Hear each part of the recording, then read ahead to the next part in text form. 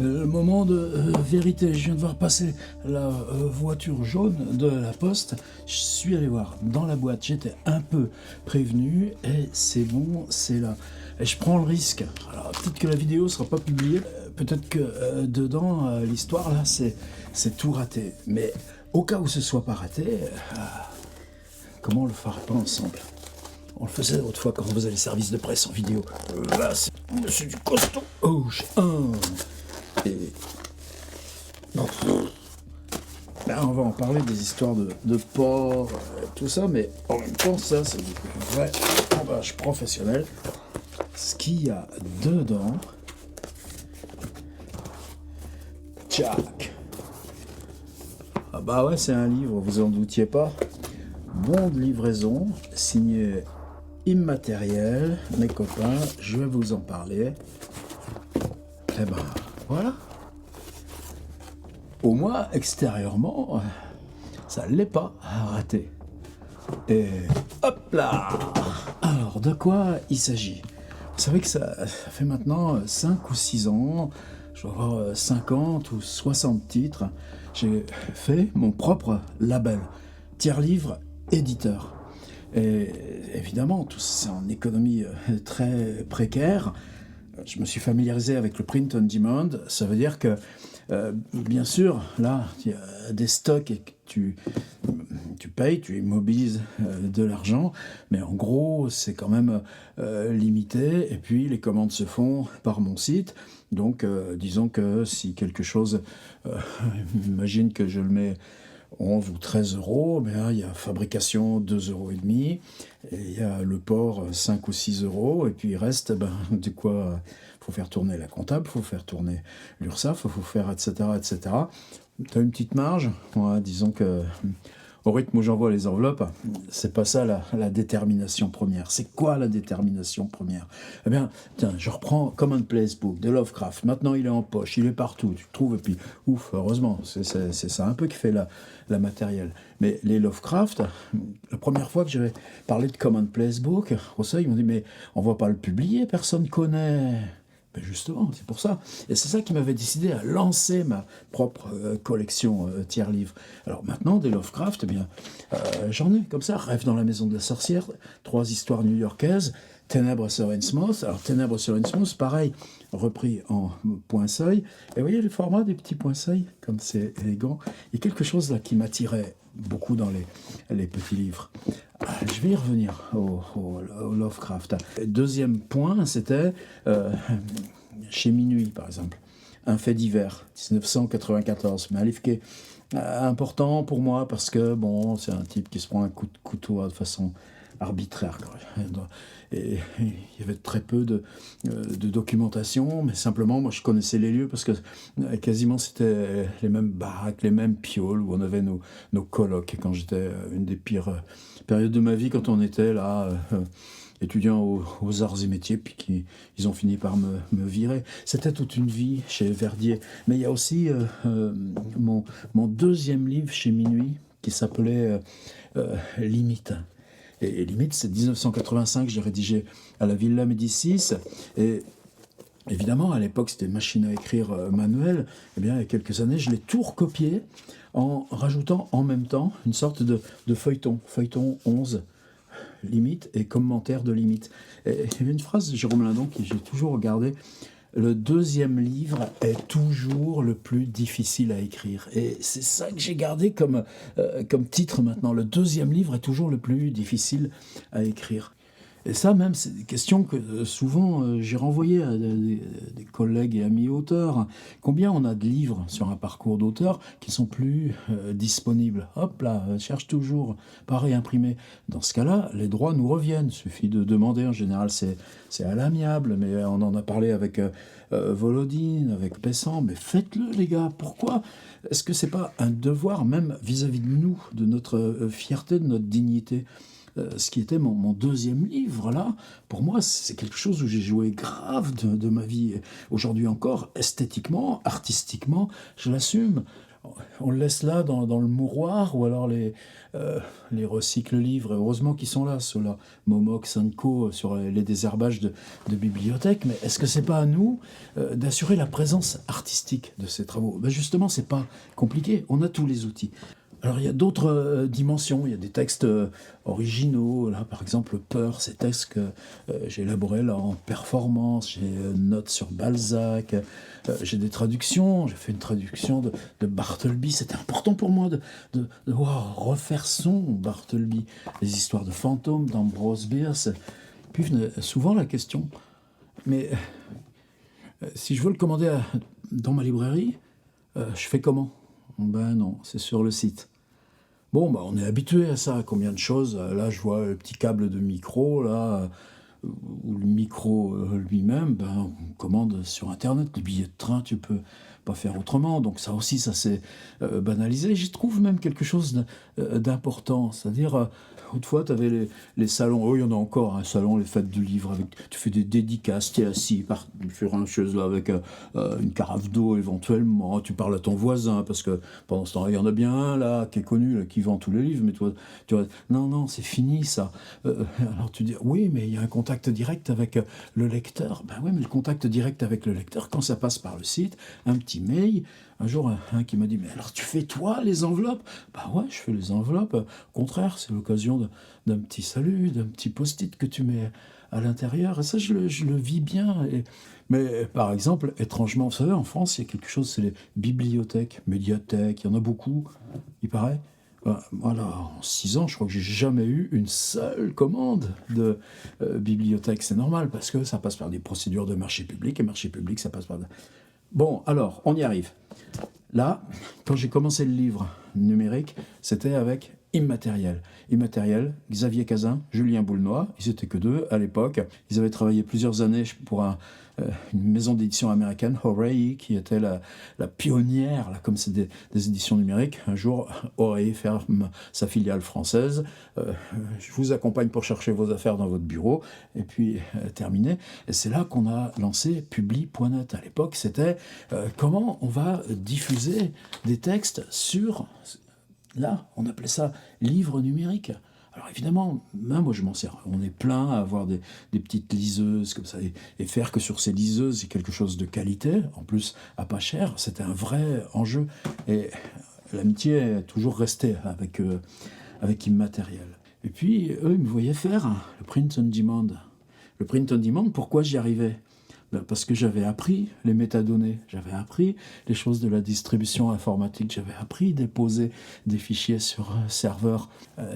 Et ça part plus de l'expérience finalement numérique que de l'expérience de ce qu'on dit nous, entre nous, le print. Mais ce qu'on a vu, c'est le métier de l'imprimerie évoluer. C'est-à-dire les mêmes machines, autrefois tu faisais des tirages. Tu fais des tirages maintenant? Non, tu travailles à flux tendu, avec des imprimantes ultra perfectionnées. Par exemple, là, on ne l'a pas ouvert encore, hein, je vous fais remarquer. C'est des encres végétales. On sort un livre, là, en quelques dizaines de secondes. Il y a un code barre. Je suppose qu'il doit y en avoir un aussi chez eux. Oui, il y en a un sur la couverture. Ah, il n'y en a pas dans l'intérieur. Alors que là, ceci, il y avait aussi un code barre à l'intérieur. Et c'est des reconnaissances optiques qui faisaient que, hop là, tu changes de titre, la couverture s'imprime par ailleurs, ensuite c'est collé, c'est branché, c'est massicoté, et ça sort. Et j'arrête pas de l'entrouvrir, et ça sounds good. Et mes copains de l'immatériel, ça fait 3 ans qu'ils disent ouais alors ça marche le print on demand. Ben ouais, ça marche le print on demand, avec plein de questions. Par exemple, moi sur mes petits livres là, je mets si vous voulez la version numérique en plus, parce que moi il y a tellement de livres que je lis à la fois en numérique et puis j'ai vu quand même l'édition papier pour bosser dessus. Non, les gens c'est pas forcément ça qui les intéressait. Il y a une matérialité et puis un repérage mental aussi dans la page. Et pour moi, il y a aussi un plaisir à la compo, quoi. C'est-à-dire les marges, l'interligne, la police, le sous-titrage, les rythmes là, comment tu travailles une table des matières, comment tu travailles la manipulation d'un livre. J'ai jamais été éloigné de ce boulot, mais je considère que je l'ai appris. Et le problème qu'ils avaient, Immatériel, c'est que ça, on travaille avec KDP, qui est une filiale Amazon. Je m'en suis jamais caché. Amazon n'apparaît pas. Voilà. Moi, je commande, et c'est là où il y a la grosse difficulté d'équation, c'est qu'avec ce truc Prime, là, tu reçois, bon, je les commande en général par 10, il m'arrive un colis à peu près comme ça. Oui, ça coûte de l'argent, mais c'est apporté par livreur. Livreur, il passe tous les jours dans le quartier. Bon, ça doit coûter 15 balles pour les 20 livres. Donc, globalement, si tu répercutes, alors il faut répercuter. Parce que quand tu vends un livre, tu as, donc j'ai dit, le prix de la fab, le prix du port, tu ajoutes le prix de l'enveloppe, tu ajoutes les trucs. Et donc le flux de port entrant, comme le flux de port sortant. Alors c'est pas qu'on apprend à être épicier, moi ça, en gros j'y arrive pas. Comptable toujours, alors la marge, ouais, bon, je sais pas, on voit, de toute façon, bon, on fait ça. Et immatériel, il y a quelques mois, Xavier Cazin, je crois que maintenant, ça y est. Alors qu'est-ce qui est ? Bien, il travaille avec un groupe, alors ça s'appelle Corlet, groupe Corlet Imprimeur, C-O-R-L-E-T. Vous pouvez le trouver par exemple sur LinkedIn, on voit toutes leurs actualités. Le jour, ils étaient très contents. Oh, t'as le camion qui amène les moutons pour tondre, pour bouffer l'herbe au-dessus de l'usine. C'est que c'est ça. Mais c'est aussi, la nouvelle machine qui arrive. Et ils appellent ça imprimerie 360 degrés. C'est-à-dire, on a un groupe d'édition traditionnel, implanté en Normandie, dans l'Orne, je crois, qui travaille maintenant, lui aussi, avec ces principes-là de un livre à l'unité, un livre à l'unité, un livre à l'unité, et beaucoup plus de souplesse, parce que, bon, c'est des gens de ce métier. Alors, est-ce que moi je fais le pas ? C'était ça la question. Faire le pas, ça veut dire que immatériel, avec la fabrication Corlet, eux, leur boulot, c'est de les enregistrer chez Dilicom, chez tous ces trucs, ce qui était possible. Autrefois, on le faisait à Publinet, mais c'était hyper lourd à gérer. Et à ce moment-là, évidemment, il y a un ISBN spécifique. Le livre, là, oh là là, imaginez un miracle. Il y en a quelques amis libraires qui passent. Eh bien, à partir de septembre, si vous avez envie, là, le tout petit livre, de le mettre là, près de la caisse, ou en truc vertical, faites-le. Et moi, je n'interviendrai pas du tout. Ça se passera directement entre vous et la distribution par les outils habituels que vous utilisez. Ça, pour moi, ça peut tout changer. Ça veut dire que sur le site, bon, évidemment, je crois que je vais toujours garder, j'en aurai toujours 4-5 là, de chaque titre. Et puis, les gens qui veulent me le commander, moi, il y aura toujours plaisir à faire l'enveloppe. Mais vous avez une librairie dans votre quartier ou une librairie où vous aimez aller, eh bien, 40 exercices pour le carnet d'écrivain, vous pouvez me le faire venir ? Ouais, le libraire, 40 exercices pour... Ah bon, ça existe, tout ça, François Bon. Et puis, 3 jours après, vous l'avez. Et là, Xavier, je lui ai dit... on a fait comme on avait fait pour Publinet. On s'est fait, top la main. Attends, comment ouais, on a topé la main. Pas besoin de contrat, rien du tout. C'est comme ça que j'aime qu'on fonctionne. Et quand j'ai commencé Amazon, ça c'est le plus petit format, 5 pouces, 8 pouces, que eux peuvent fabriquer avec leurs machines qui sont extrêmement puissantes. Il faut que ce soit aussi des contraintes pour que justement ça arrive dans des emballages solides. Et c'est pas gênant, j'aime bien ce petit format, côté vertical. Très vite aussi, eux-mêmes ont évolué, d'ailleurs plus vite que Hachette dans ce cas-là, c'est un papier qu'on peut prendre un peu crème, parce que le papier blanc, non, ça marche pas. C'est jamais blanc, un papier de livre, mais quand on prend un papier comme ça d'une couleur presque un peu cassée, eh bien, sur un papier bouffant, eh bien, tout d'un coup, le confort de lire augmente. Il y a ces couvertures-là, pelliculées, brillantes. Moi, je vais garder l'idée de ces couvertures noires. Là, j'ai quelquefois des photos, mais j'ai toujours ça. Tu vas où ? Tu vas dans un pays, ou aux US, ou en Italie, ou en Allemagne. Qu'est-ce que tu fais quand tu regardes ? Pourquoi tu rentres dans les librairies ? Eh bien, pour regarder les typos, pour regarder l'art de faire un livre.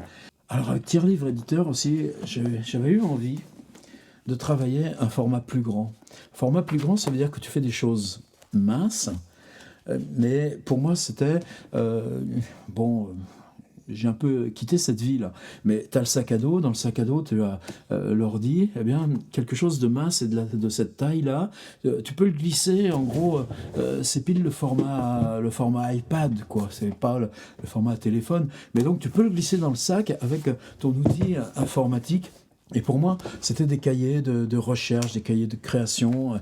En plus, plastiquement, tu peux faire quand même des trucs là beaucoup plus pointus parce que tout simplement, tu as plus d'espace. En plus, on peut imprimer en couleur. Là, la Terre est morte à Buffalo. Ça, c'est vraiment des choses de l'atelier de création personnelle. Tu te rends compte de cette liberté? C'est-à-dire, c'est pas la question d'être auto-édité, tout ça. Moi, le boulot, c'est le même. Le boulot de l'édition, je le connais.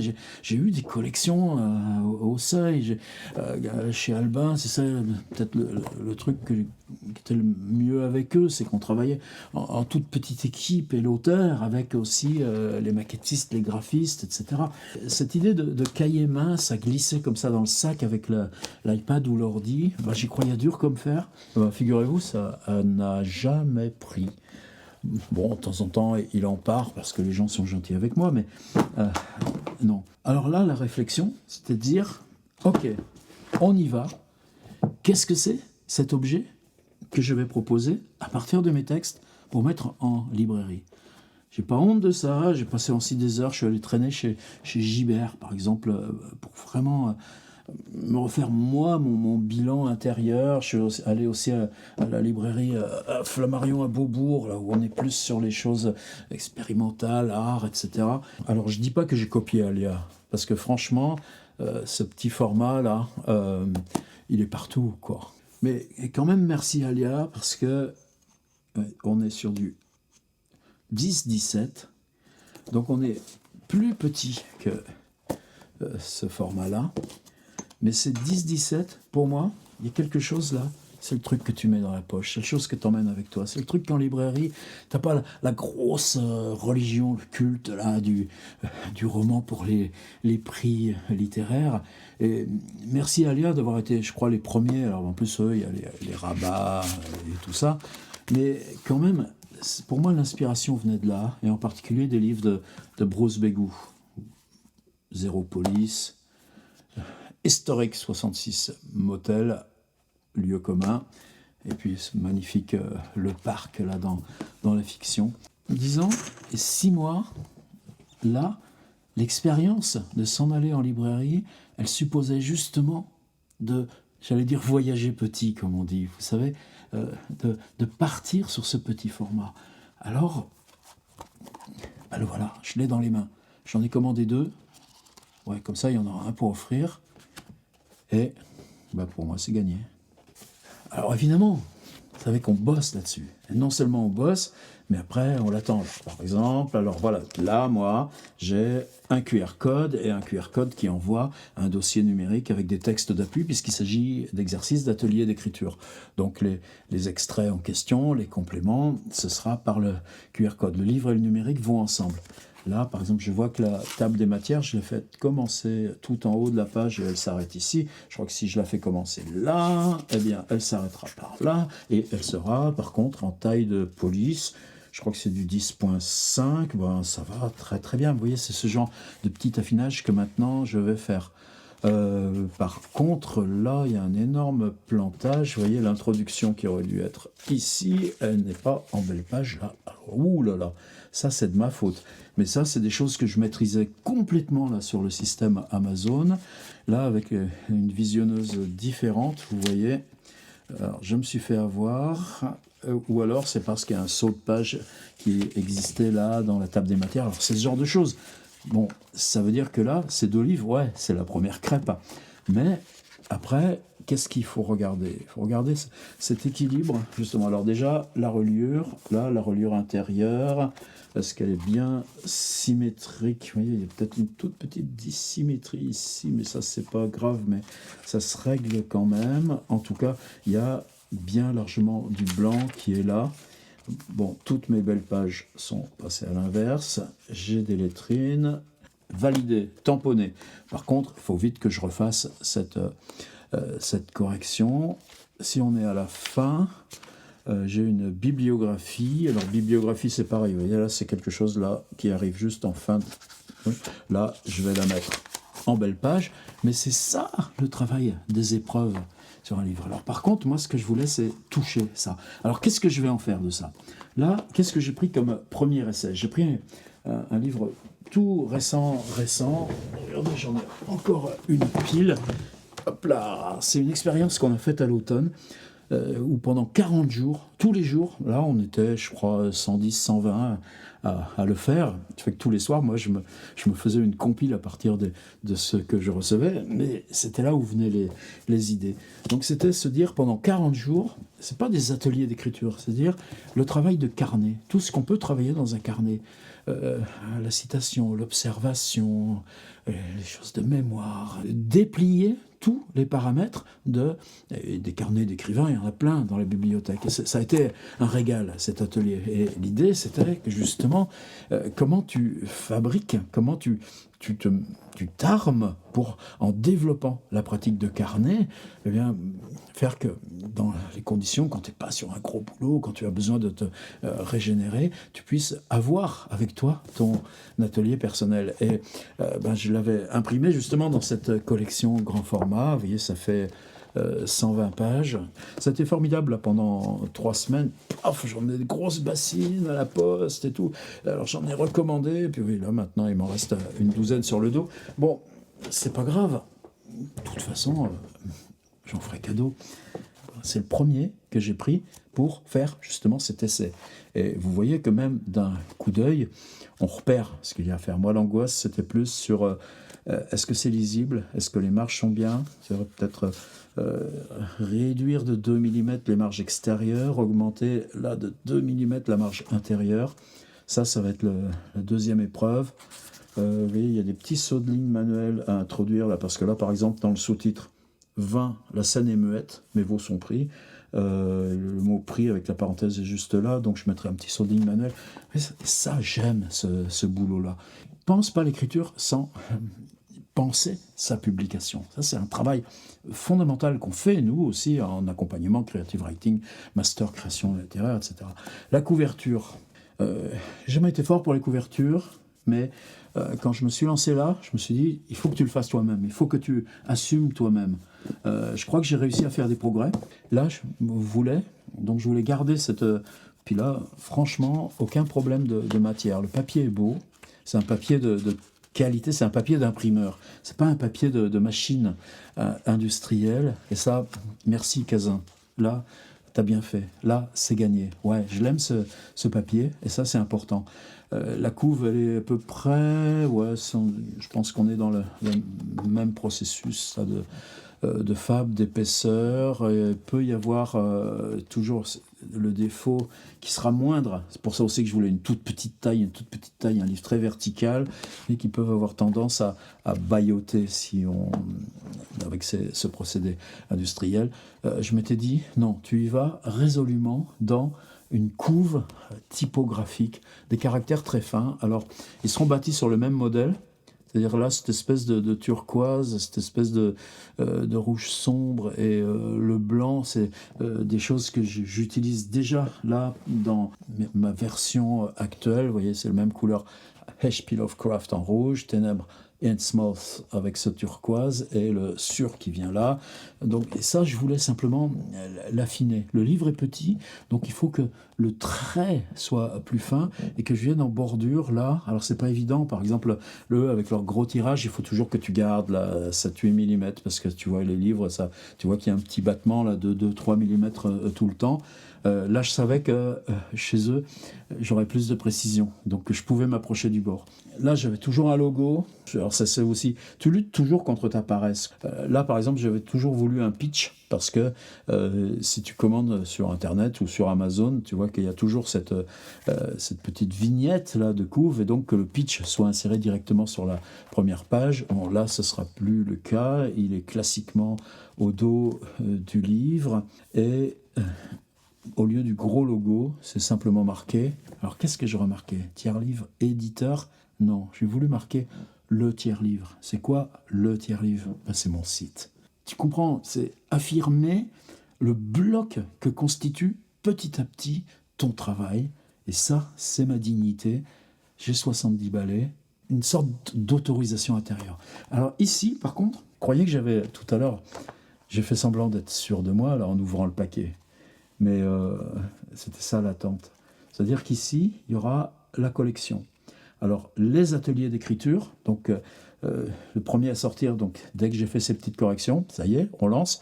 Bon, mais attendez, hein, on ne va pas se bousculer. Mais en tout cas, en septembre, ça y sera. Les ateliers d'écriture, ça, les 40 exercices pour le carnet d'écrivain. Et j'ai repris, alors il est prêt aussi, mais j'attendais donc de recevoir ça. Quelque chose qui a été mon best-seller, en gros, là, pendant les 5 ans que ça a duré. Je l'ai appelé « Outils du roman ». Bon, probablement pas mal d'entre vous, si vous êtes abonné à la chaîne, vous connaissez. C'est une espèce de fiction que j'ai voulu inspirer du livre de John Gardner, le livre The Art of Fiction, avec ses exercices. Donc c'est celui qui a été le prof qui a accueilli Raymond Carver la première fois dans sa section de Creative Writing, je crois, à Syracuse, dans le haut du Maine, c'est ça. Ce livre de Gardner est les fondateurs du Creative Writing. Et il y a les récits de Carver qui racontent comment ça se passait avec Gardner. Alors j'ai fait un faux polycope d'exercices d'atelier d'écriture. Vous savez aussi que derrière moi, là, toute cette étagère, je les ai collectionnés à chaque voyage US. Cette collection No Write, par exemple. Tous ces livres du rayon qui s'intitulent chez eux Writer's Help. Et c'est quelque chose qu'on peut prendre au sérieux. Évidemment, tu as des nouilleries, écrire un roman en 23 jours, etc., etc. Mais même là-dessus, c'est la méthodologie du boulot. Et ça j'ai toujours pris ça au sérieux. Ce texte-là, il était temps pour moi de le reprendre, pas tant le réviser, mais bon, même la mise en page, elle date un peu. Il viendra aussi, ce sera le deuxième. Il va plus s'appeler Outils du roman, parce qu'Outils du roman, pour moi, c'est quelque chose d'un petit peu beaucoup plus générique maintenant. Il s'appellera sur le Creative Writing à l'américaine. La couve est prête, tout est prêt. Donc les deux vont paraître ensemble. Ce sera la collection Les ateliers d'écriture. Et il y aura 40 exercices pour le carnet d'écrivain. Et il y aura sur le Creative Writing à l'américaine, je crois qu'il y a une vingtaine aussi d'exercices démontés, commentés. Ce sera la première collecte. Et là aussi, pour moi, c'est important, parce que ces ateliers en ligne, depuis le temps qu'on les fait, là, j'en ai de la réserve. Écrire la ville, et tout ça. Et je voulais aussi que ce côté utilitaire, manuel, c'est ce qui permet aussi là, de diffusion. J'espère bien que bibliothécaire, après 5 ans à se faire bonjour de loin, peut-être là vous me le prendrez, cette petite collection Les ateliers d'écriture. Il y aura une deuxième collection évidemment qui s'appellera de la même façon Les traductions. Et là, les 2 premiers à paraître, ils sont prêts aussi dans l'ordi. Toujours pareil, ça fait un moment, ça fait plus de 10 jours là, que je sais qu'il allait arriver ce truc. Il y aura mon Bartleby. Bartleby, pour l'instant, pourquoi tu commanderais un Bartleby sur mon site alors qu'il est dans tellement de maisons? Là, il sera aussi en librairie. Et puis, il va être beaucoup plus joli parce que nouvelle maquette. Et puis, ce texte d'Ambrose Bierce, moi, j'y suis tellement attaché. Là, j'ai jamais réussi non plus à l'imposer. Alors, il y a des magnifiques traductions de Jacques Papy, des traductions d'Ambrose Bierce. Il y a au moins 3 bouquins en circulation. Mais là, ces histoires, le club des parenticides, ou bien cette disparition non élucidée. C'est merveilleux, c'est des petites nouvelles en 5 pages, 10 pages, un régal à traduire. Et c'est ça aussi où je me dis que chez moi, là, tu le prends pour un livre, ça bloque. Mais si tu te dis, c'est un petit carnet, c'est le truc à mettre dans ta poche, c'est le truc à offrir, eh bien, Ambrose Bierce, pour moi, là, j'y suis tellement attaché à cet homme maintenant. Donc ça s'appellera Les traductions. Et les 2 premiers, ce sera Bartleby et Ambrose Bierce. Ensuite, il y a les 51 histoires de Dunsany. Parce qu'il y avait ça aussi ces derniers temps. C'est-à-dire, tu bosses comme un dingo. Et puis, les livres, est-ce qu'ils partent pas? Est-ce que c'est un peu toujours les mêmes qui partent? Donc le Dunsany, il était en stand-by, ça y est. Il y aura évidemment une collecte François Bon, c'est moi. Parce que ce qui est fabuleux là avec ce système, c'est que tu n'as pas à investir dans des tirages. Tu n'as pas à investir non plus dans des stocks, dans de la gestion serveur. C'est-à-dire que je dépose 10 titres ou que j'en dépose 100, c'est pareil. Et par contre, ils sont imprimés seulement s'il y a commande client, commande libraire, commande bibliothèque. Et par contre, là, ils arrivent dans le circuit totalement traditionnel. Moi, je travaille avec quoi maintenant? Je travaille avec ce qui est important pour moi, mes attachements. Mes attachements, par exemple, c'est cette conversation avec Keith Richards. C'était une drôle de période aussi, ça, parce que ça remonte une dizaine d'années largement. Et j'avais fait 14 conversations fictionnelles avec Keith Richards sur la folie, sur le goût des mots, sur ce que c'est que d'être artiste, en gros, sur le rapport à la destruction. Alors évidemment, sur la longueur, conversation avec Keith Richards, il a fait son petit bonhomme de chemin, mais je me souviens du temps où je le proposais à cet éditeur. Ah non, François Bon, t'as choisi le web, assume-le. Ouais, j'ai assumé. Mais là, lui aussi, ça y est, la maquette est prête, il va partir là, relu, révisé, un tout petit peu réaugmenté. Pour moi, l'ADN là, de ce qui s'est passé en 5-6 ans, c'est Lovecraft. C'est pour ça que je voulais cette maquette avec, donc ici, très discrètement, et là, alors j'ai bossé, hein, ça a été des soirs et des soirs, parce que tu avais une visionneuse, tu rechargeais, tu voyais, de trouver ce petit équilibre, où là, il y aura donc les ateliers d'écriture, récits et fiction, les traductions, et je vais appeler ça l'atelier Lovecraft. Alors évidemment, pas Innsmouth ni Commonplace Book, qui sont maintenant dans la collection du Seuil, et tellement heureux qui est cette espèce de bras armé là, dans l'abîme du temps. C'est des livres qui sont vendus 6 ou 7 euros, je ne sais plus, 6 euros. Moi, je touche 4% dessus. Mais croyez que rien qu'avec l'appel de Cthulhu, ça va. Par contre, dans l'abîme du temps, peut-être allez-y voir si vous avez la curiosité, si vous trouvez ça là, dans votre gare. Il y a aussi Montagne de la folie, que j'ai tout retraduit, y compris le titre. At the Mountains of Madness. Il y a La couleur tombée du ciel. Donc ça, j'y touche pas. Mais Lovecraft, ils sont prêts.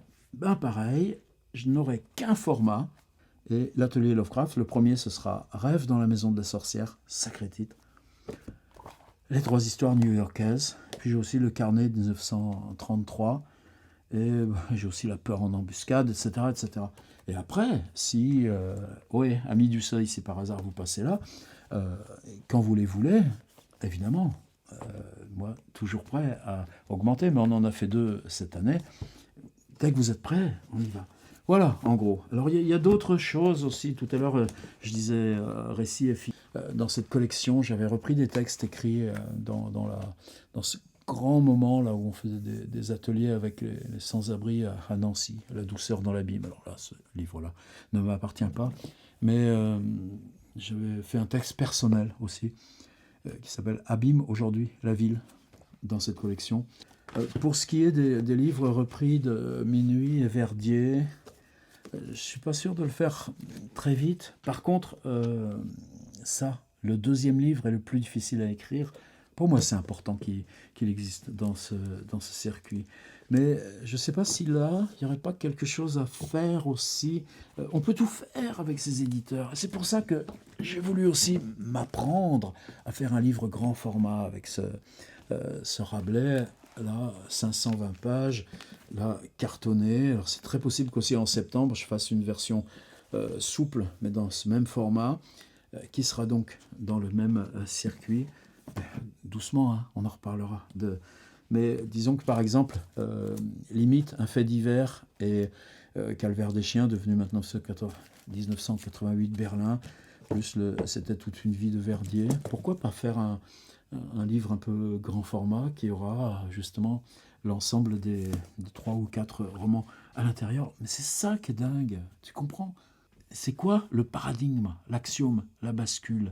Eh bien, c'est que ces outils, on en dispose nous. C'est vrai, moi j'ai tas de gens que je connais, qui traversent aussi ma communauté, mes réseaux, en auto-édition. Est-ce qu'on a conquis la valeur symbolique, là, associée à notre travail, quand on travaille en auto-édition? Non. Et alors évidemment, on dit, bah vas-y, fais-le, sors-en 80, sors-en 100 des titres, qu'est-ce que ça peut faire autant que tu veux? C'est pas ça qui compte, c'est comment on les défend, comment on les valide, et comment on dit, ce travail, il est précieux, il est à nous, on l'a fait, respectons-le. Eh bien, là, je crois qu'aussi, on va en discuter avec l'immatériel. Moi, je n'ai pas envie de revenir éditeur, parce que bureaucratiquement, en France, j'ai connu ça une fois, le burn-out après Publinet en 2013, là, terminé. Mais travailler en marque blanche pour que vous, auteurs, puissiez utiliser les outils en marque blanche pour cet accès librairie et bibliothèque, là aussi, je crois qu'on a une responsabilité collective dans ce qu'on a à faire. Et idem, les amis, là, pour vos livres indisponibles. Gambergez donc un peu. C'est fou, non? Que ces outils professionnels... Alors, pas de triche, attention, hein, c'est du taf. Hein. Moi, ce taf, il y a 20 ans que je le fais. Tu t'improvises pas dans la mise en page, dans la correction, etc. C'est dur. Mais c'est à nous. C'est à nous, ça s'apprend, il peut y avoir du plaisir. Tu vois, des musicaux aujourd'hui dire mais comment tu fais là? Tu arrives à enregistrer là avec ton ordinateur, hein? Bah ouais, en musique, ils savent faire les gars. Et puis on n'en fait pas une montagne. Allez, moi je tenais par cette vidéo, là je vais retourner, je vais regarder ça de près, mais vous savez que en un coup d'œil, tu piges. En un coup d'œil, tu piges. C'est quoi le papier là? C'est bon, validé. Les graphismes sur la couve, franchement, je pensais avoir du retravail à faire. Non, je garde. Bon, la question des tout petits ajustements de marche centrale, ça je vais le faire. Et la question de pourquoi je me suis fait attraper avec les pages droites qui sont passées à gauche ou le contraire, ça là, mon gars, bam. Mais justement, c'est juste une petite épreuve. Après, il va falloir, c'est un schéma économique très différent parce que corrélé, c'est pas la puissance Amazon. Donc, si je commande 5 ou 6 bouquins, ça sera un prix colissimo. Si je les prends par 10, ça sera moins cher. Mais j'ai quand même un budget de port qui est bien plus lourd. Et ça pèse sur tout le monde pareil. Et c'est dur. Idem pour, évidemment, la marge libraire. C'est-à-dire que là, fabrication plus port, bon, la marge d'un libraire, c'est 35-40%. Tout ça, c'est bien convenu avec Cazin, Boulnois et Imat. Là, on lance le truc, parce que ce qu'on veut, c'est que ça marche. La question de marge, on verra après, les gars. Moi, ce que je veux, c'est qu'il y ait du plaisir à le toucher, du plaisir à le lire. Et je peux vous le dire maintenant. Quand j'ai commencé la vidéo, je ne savais pas si je la mettrais en ligne.